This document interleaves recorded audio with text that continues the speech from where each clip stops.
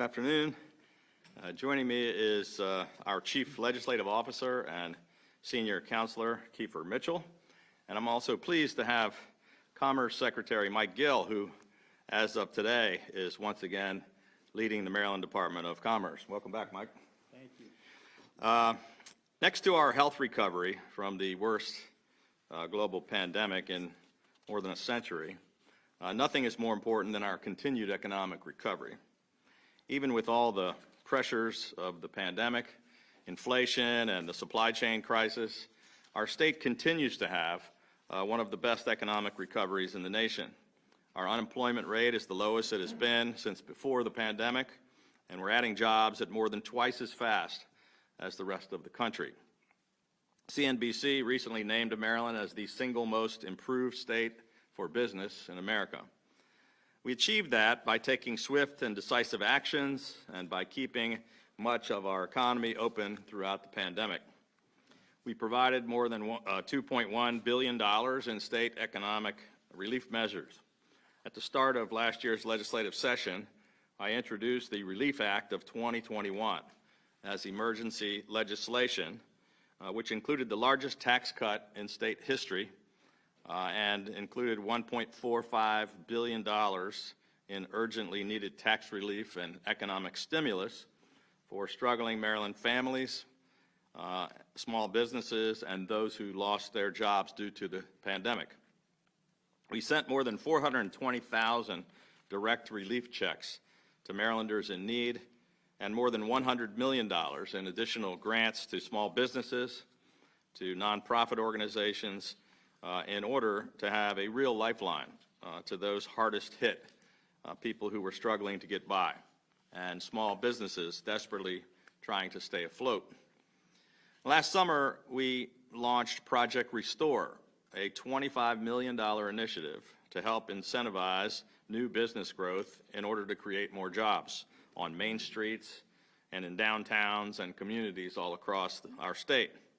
Because of all of these efforts, and because we've had such strong health and economic recovery, last fall I was able to report that tax revenues are expected to be $1.6 billion higher than projections, and that the state of Maryland is now projecting a $2.5 billion surplus, which is the largest surplus ever in the history of our state. As I said when I announced this surplus, we are not going to squander it on mandated spending increases or special interests. We're going to invest it in the hardworking people of Maryland, and we're going to leave our state in better shape for future generations.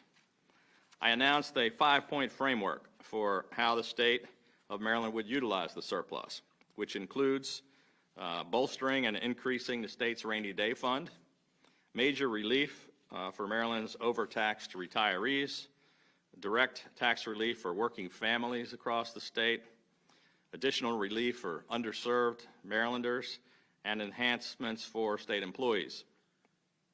Today, we are announcing the largest tax cut package in state history, which will deliver more than $4.6 billion in much-needed relief for working families, for small businesses, and retirees.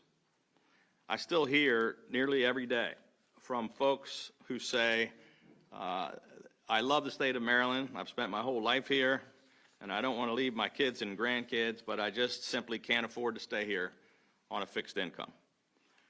Just last week, one Marylander told our office, quote, "A growing senior population means more commerce and more economic vitality and a bigger tax base to pay for more state services."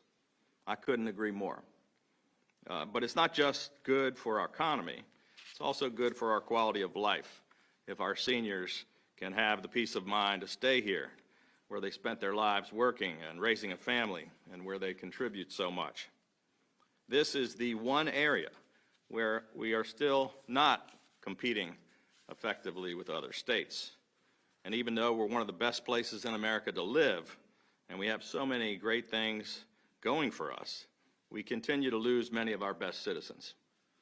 Over the course of our administration, we have been successful in getting a targeted retirement tax relief passed, especially for our hometown heroes, our law enforcement, fire and rescue, corrections, and emergency personnel, as well as for military retirees. But that's not enough. Together with our friends in the legislature, we need to take bolder steps. So today, we are announcing the Retirement Tax Reduction Act of 2022, which will eliminate every single penny of state retirement taxes in Maryland, providing $4 billion in relief to Maryland's deserving retirees. Our proposal will be phased in over time, beginning right away. Eliminating retirement taxes is one of the most important things that we can do, and something we've been trying to accomplish for 7 years. In the past, the legislature has failed to support critical relief for seniors, and each year when I proposed it, they almost immediately reject it out of hand. And they always have a similar response. They say, "We just can't afford it." Well, with our increased revenue, our record surplus, and our growing economy, our fiscal health is now stronger than ever before, so we can afford it, and we must do it. What we cannot afford is continuing to lose more retirees year after year. All that is needed is the political will on both sides of the aisle, and I'm ready and willing to work with anyone to finally get this done for Marylanders. We're also introducing the Working Marylanders Tax Relief Act of 2022, which would make the enhanced earned income tax relief from our historic Relief Act of 2021, the tax cut, make it permanent, in order to provide working Marylanders another $650 million in tax relief. This was one of the most successful provisions of the Relief Act. It was passed nearly unanimously and with the support from Democrats and Republicans, and hardworking families should not have to worry that this critical tax relief is going to be taken away from them. One of the most transformative initiatives that we've launched since I became governor is More Jobs for Marylanders Act, enacted in 2017 and then expanded again in 2019. This critical program incentivizes and encourages manufacturers and other businesses to create more jobs where we need them most. The results of the More Jobs for Marylanders initiative speak for themselves. Maryland is no longer losing manufacturing jobs. We're adding them.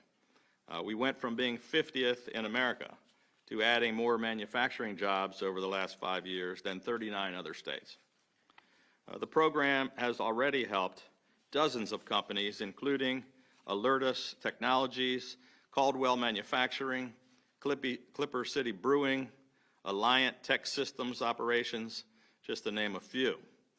And nearly half of all the major economic development projects that we have in the pipeline here in Maryland are manufacturers, and they represent more than 10,000 new jobs. To continue to incentivize even more investment and even greater job creation across the state, today we are announcing the More Jobs for Marylanders Act 3.0 in order to extend the More Jobs for Marylanders program for another 5 years through 2027 to continue to make our state even more attractive, a more attractive place for manufacturers to start new businesses and to create jobs. Today we are also proposing additional small business tax relief by eliminating the $300 annual filing fee that is required for any entity that registers with the state electronically. It's another needless and costly piece of red tape for our smallest of businesses, and we're doing away with it altogether.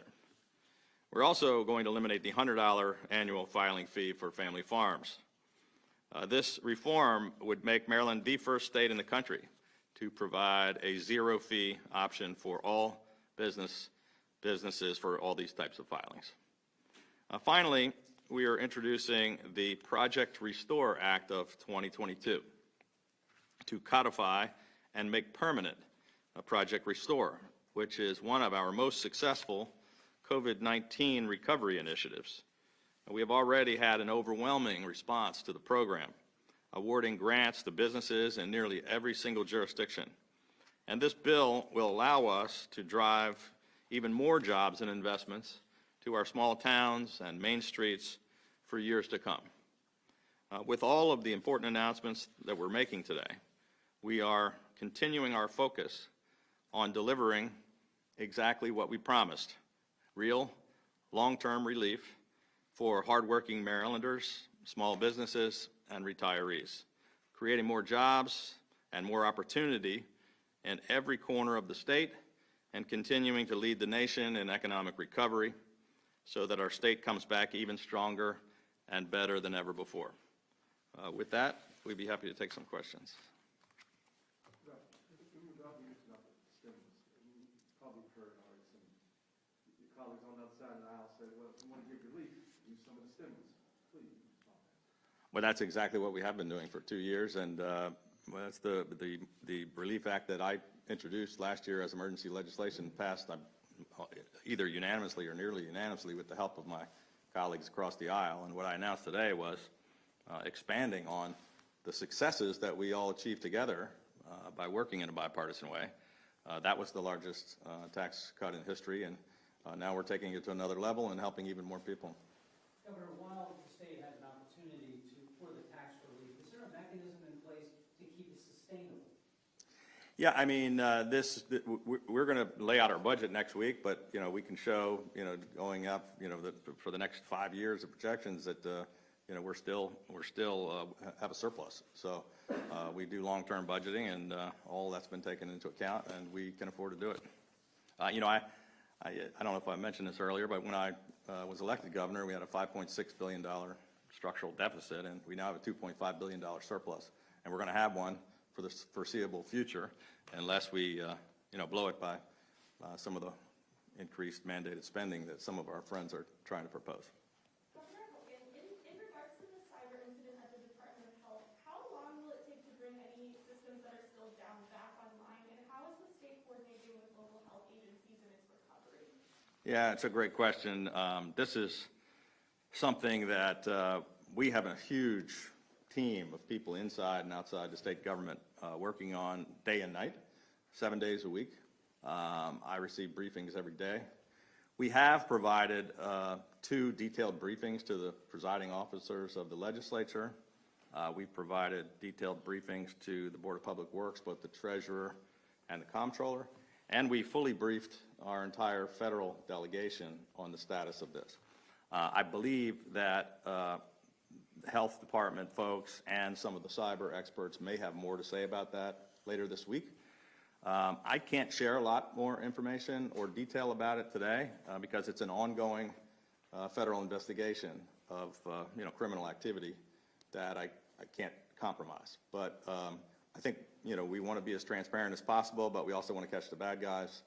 A lot of the work has already been done, but there is still more work to be done. The concern is that if you try to flip everything back on too fast, you run into the same problems they've had in states across the country, like Texas, where you lose hundreds of millions of dollars and people's data is compromised. And that has not happened here, but it's a little slow to get some of the systems up, and they've had to do workarounds. And but it's not a great situation, but it's a lot better than it could be. Governor Hogan, do you have any updates on getting any information from the state's attorney's office when you requested some data from her? Yeah, I mean, we did not get the data, and we're going to continue to press for the data. I know that the President of the Senate is also interested in the same data and sent a letter to her. We're just trying to, it should be basic information. We have it from almost everywhere else in the state. We're not getting it from her office. She instead lashed out and started attacking me personally when all we're looking for is the data that she needs to provide to the state, and we're going to continue to press for that.